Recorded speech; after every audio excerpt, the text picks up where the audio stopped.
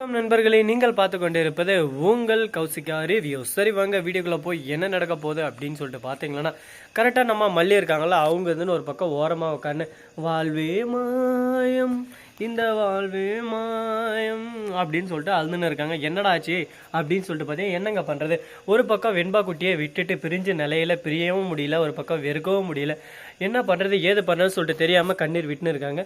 மறுபக்கம் இந்த ரஞ்சிதமும் அந்த பாட்டியும் ரெண்டு பேரும் சேர்ந்துன்னு இதை பார்த்துக்கோ விஜய், இதுக்கு மேலே நாங்கள் இந்த வீட்டில் இருக்க மாட்டோம், ஏன்னா மல்லியும் இந்த வீட்டை விட்டு போயிட்டா நாங்களும் போக போகிறோம். இப்போ உங்களுக்கு நான் என்ன தான் பண்ணும், நீங்களும் போயிட்டு அதுக்கப்புறம் வெண்பா உடஞ்சி போயிடுவா, என்ன தான் பண்ணணும் சொல்லுங்கள் அப்படின்னு சொல்லிட்டு கேட்க, இதுக்கு மேலே மல்லியே வந்தாலும் நீ ஏற்றுக்கக்கூடாது, எங்களுக்கு சத்தியம் பண்ணு, நான் வாக்குறுதி கொடுத்தாவே சத்தியம் மாதிரி தான், நான் சத்தியமாக சொல்கிறேன், இனிமேல் அவங்க வந்தால் நான் ஏற்றுக்க மாட்டேன் அப்படின்னு சொல்லிட்டு சொல்ல, சரி ஓகேன்னு சொல்லிட்டு அதுக்கப்புறம் தான் இருக்குன்னு சொல்கிறாங்க. அதுக்கப்புறம் இவங்களே குசுன்னு பேசுகிறாங்க ரெண்டு பேரும் உள்ளுக்குள்ளே.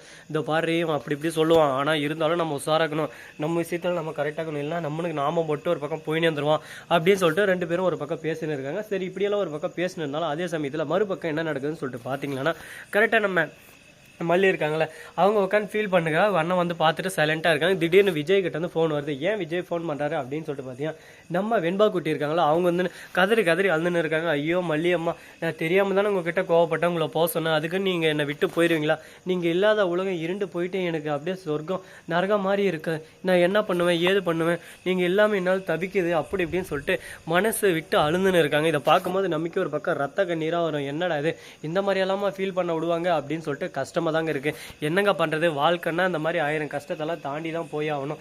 எடுத்ததுமே நம்ம பூ பாதையிலே போகணும்னு நினச்சா வாழ்க்கையில் போக முடியாதுங்க. எப்பவுமே கல் முள் எல்லாமே இருக்கும், எல்லாத்துமேலே மெரிச்சு தான் நம்ம போய் ஆகணும். அப்போ தான் வாழ்க்கையில் ஒரு சுவாரஸ்யன்ற அனுபவம் கிடைக்கும். அந்த அனுபவம் பிறக்கும் போது தான் நமக்கும் அடுத்த டைம் எப்படி அடிபடாமல் போகணும் அப்படின்ற ஒரு பக்குவம் வரும். சரி இது ஒரு பக்கம் வந்தாலும் அதே சமயத்தில் இப்போ நம்ம வெண்பா ஃபோன் பண்ணுறாங்களே, அதை வந்து அட்டன் பண்ணாமல் அந்த ஃபோனை சைலண்டில் போட்டு போயிடுறாரு நம்ம மல்லியோட அண்ணன். கொஞ்ச நேரம் அந்த ஃபோனை எடுக்கிறாங்க. உடனே வெண்பா இருந்துன்னு கதறி அழுறாங்க. ஐயோ மல்லியம்மா, நீங்கள் திரும்ப வந்துருங்கம்மா, நீங்கள் எல்லாமே என்னால் இருக்க முடியலம்மா, எனக்கு அப்படியே அழுகலையே வருதுமா, நான் சாப்பிடவே இல்லை, என்ன எனக்கு மயக்க வைக்கமாக வருது அப்படின்னு சொல்லிட்டு கதறி அழுறான் ஒரு பக்கம். இதை பார்த்து விஜய் என்ன சொல்கிறது ஏது சொல்கிறதுன்னு தெரியாமல், என்னடா இது, நம்ம பொண்ணுக்கு இவ்வளோ கஷ்டம், நம்ம பொண்ணு ஏன் இப்படி கதறி அழுறா, அவளுக்கு இந்த அளவுக்கு உயிராக பாச வச்சுன்னு இருக்காளே, இவளை எப்படி நம்ம சொல்லி புரிய வைக்கிறது, இனிமேல் வெண்பா கிட்ட மல்லி வரமாட்டான்னு சொல்லிட்டு மல்லி வர வச்சா அதுக்கப்புறம் இந்த குடும்பமே ரெண்டாக போயிடும். அது மட்டும் இல்லாமல் இப்போ அவளை வர வைக்கிறது பிரச்சனை இல்லை, அவளை வர வைக்கிறதுனால அவள் வாழ்க்கையும் நாசமாக போயிடும். ரெண்டாவது தரமாக வந்து இந்த குடும்பத்தில் நமக்காக கஷ்டப்படணுமா, அவள் வாழ்க்கை சந்தோஷமாக இருக்கணும், நல்லா இருக்கணும் அப்படின்ற ஒரு நல்ல எண்ணத்தில் தான் நம்ம தலைவன் அனுப்பிச்சி வச்சிருக்காரு. இதை பார்க்கும்போது நல்லா தான் இருக்குது. பார்ப்போம் இன்னும் என்னென்ன நடக்க போகுது, எது நடக்க போகுதுன்னு சொல்லிட்டு.